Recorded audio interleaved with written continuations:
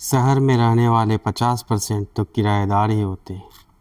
अगर आप शहर में रह रहे हैं तो संभावना है कि 50% संभावना है कि आप किराएदार ही होंगे। शहर में तो 50% लोग किराएदार ही रह रहे हैं। इस बात को सोचिए।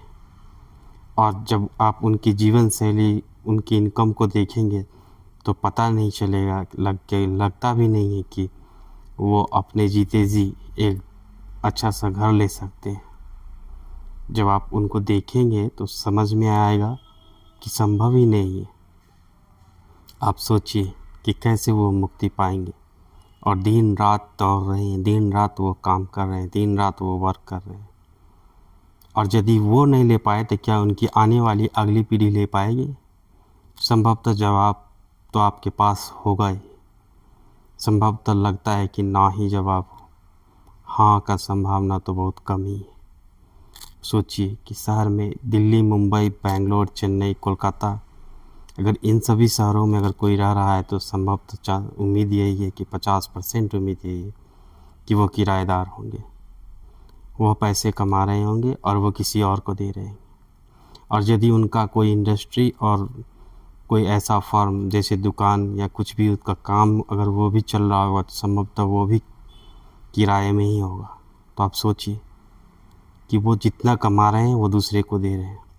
बस शायद उन्हें इतना ही मिल रहा होगा जितना में उनका परिवार चल पा रहा होगा, या उससे कहीं थोड़ा बहुत अधिक बोले तो बचत कर पा रहा होगा।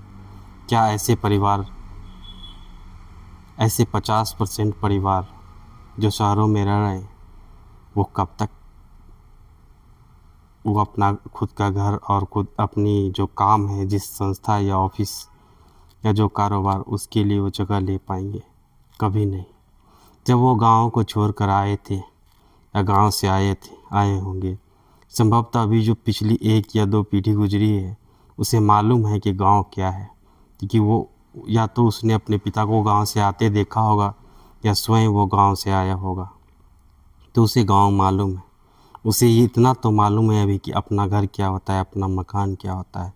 आने वाली उनकी नस्लें या आने वाले शहरी लोगों के 50% नस्ल तो यह भी भूल जाएंगे कि अगर ऐसी ही व्यवस्था रही तो वो यह भी भूल जाएंगे कि कोई अपना मकान भी होता है। क्योंकि वो किराए में ही जन्म ले रहे हैं और वो किराए में ही रह जाएंगे।